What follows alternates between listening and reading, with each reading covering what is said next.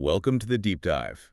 Today we're getting into something that affects a lot of people, maybe more than we realize, relational trauma. Yeah, and specifically, we're looking at those really tangled dynamics of codependency and trauma bonds that often sit right at the heart of it.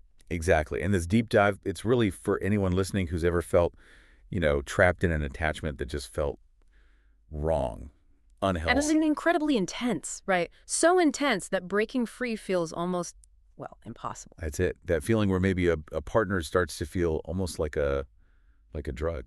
Absolutely. It's a powerful comparison, but it fits sometimes. Like And other parts of your life, things you used to enjoy, they just sort of fade into the background. yeah, unless that person is involved somehow, everything revolves around them. That intense focus, it can be a real signpost, can't it?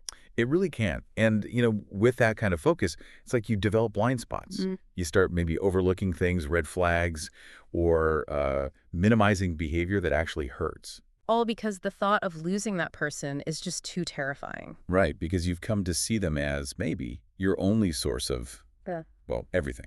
Happiness, safety, love. Your entire sense of well-being gets wrapped up in them. Totally. So if leaving feels unimaginable, or even just thinking about a temporary separation causes, like, real distress, Then this conversation is definitely for you. We're going to unpack why that happens. and there's often that dynamic, isn't there, where one person kind of takes on all the responsibility for the other's Sure. happiness. How definitely. Constantly trying to save them, fix their problems, manage their moods. And that can look like maybe adapting your whole life around their demands, like needing constant contact, texting all the time. Or changing your plans, your priorities, just to keep them happy or stable. And what's so insidious, really, and Oh. ultimately damaging, is how this pattern becomes the norm. It's like this unwritten script plays out. Yeah, where one person is always rescuing, always finding reasons for why boundaries get broken, Rationalizing things. constantly.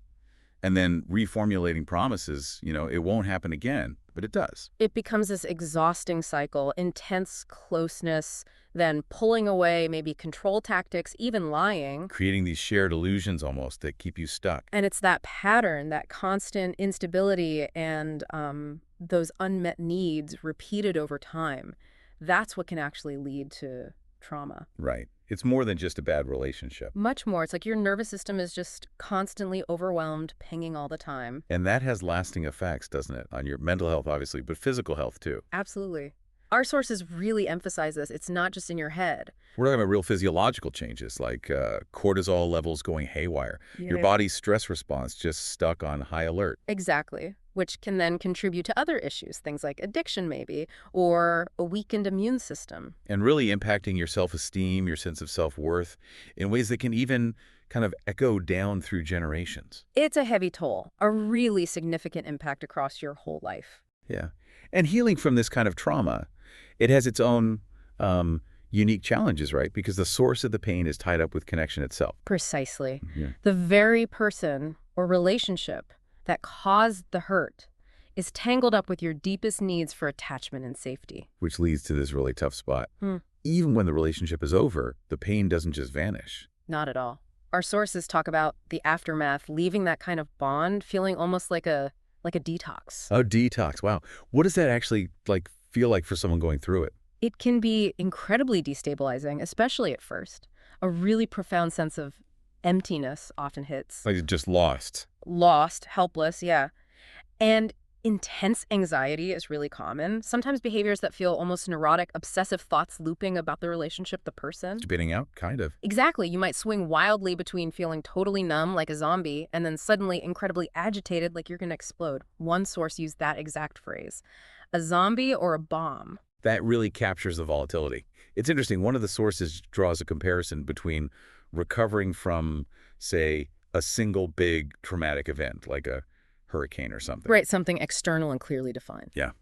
And recovering from relational trauma after that hurricane, once the danger's passed and you have support, the path to recovery might be, well, maybe more linear. It's a crucial difference because with relational trauma, the threat wasn't just external. The source of the pain gets internalized.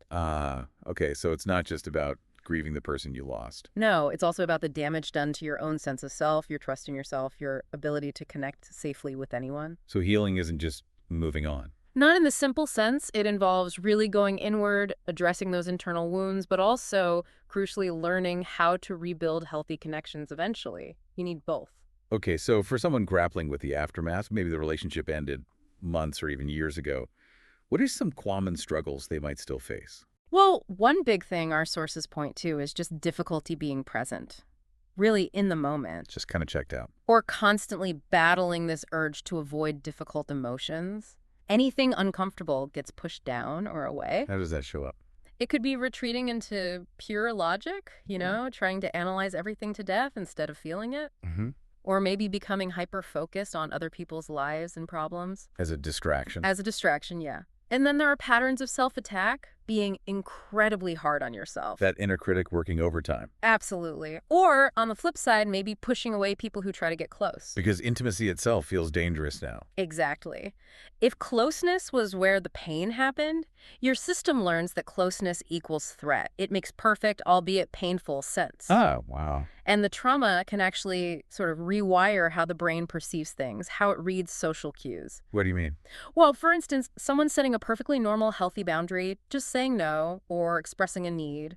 For someone with relational trauma, that might register as aggression, like they're being yelled at or attacked, even if the tone is calm. So their threat detector is just dialed way up. Way up, hyperactive, which, as you can imagine, creates huge problems in forming new, healthy relationships. Yeah, you're constantly misreading things, reacting to threats that aren't actually there. Totally. And our sources also show how this distorted perception worked within the original difficult relationship, too. How so? Someone might keep believing their partner really cares, is genuinely interested, despite clear evidence of them pulling away or being dismissive. Holding on to hope against the odds. Or, and this is a tough one, holding on to this deep belief that an abusive partner is, like, fundamentally good underneath it all. And that they could be saved. Right, that if they just try hard enough, love them enough, the good person will emerge, even when the behavior consistently shows otherwise. That ties into dissociation too, right? That term comes up a lot. Can you explain that a bit more in this context? Sure. Dissociation is basically a defense mechanism. The mind kind of disconnects from overwhelming stress or pain to cope. Like checking out mentally. Yeah, it can feel like that. Yeah. Or feeling emotionally numb, detached, like you're watching your life from a distance. Sometimes there are memory gaps or things just feel unreal. Okay. So in relational trauma, that cutting off from your own feelings, your own reality, it fuels those mistakes in reading other people. You're not tuned into your own gut feelings, your internal warning system. Because you're disconnected from it. Precisely. And that disconnect, that lack of connection to your own emotional truth, feeds directly into a lack of self-trust. Which then creates space for what? Obsessive thoughts. Yeah, obsessive thinking about the relationship, replaying things over and over, and constant comparisons, usually unfavorable to other people. Feeling like you don't measure up. Exactly, that deep down feeling of I'm not good enough, which often leads to excessive guilt, blaming yourself for everything. And underestimating your own worth. Absolutely. Your value starts to feel total dependent on external things, achievements, how the relationship is going, what other people think. The core question of who am I really gets incredibly blurry. So to try and cope with that shaky sense of self, people might then seek out what? Lots of validation. Yeah, our sources mention a potential need for almost excessive adoration, constant big proofs of loyalty from a partner. Like needing constant reassurance that you're okay, that you're loved. Right. Trying to fill that internal void with external validation, which of course never really works long term. It's like trying to fill a leaky bucket. Doesn't last. No. And that underlying insecurity can also mean seeing threats absolutely everywhere. Hypervigilance. Even in good things, like a compliment. Yeah, even a compliment might feel suspicious. Like, what do they really want? There's just this baseline expectation of being hurt or deceived. It sounds exhausting. It is. And you might see this really stark contrast, too. Someone being incredibly critical of themselves, Beating themselves up constantly. but having almost zero tolerance for even the slightest criticism from someone else. It feels like a massive attack. Wow. Okay, so this picture of being disconnected from feelings through dissociation, does that explain how someone might stay in a situation where they're treated terribly? It's a huge factor. That emotional numbness means they might not fully register the impact of the harm.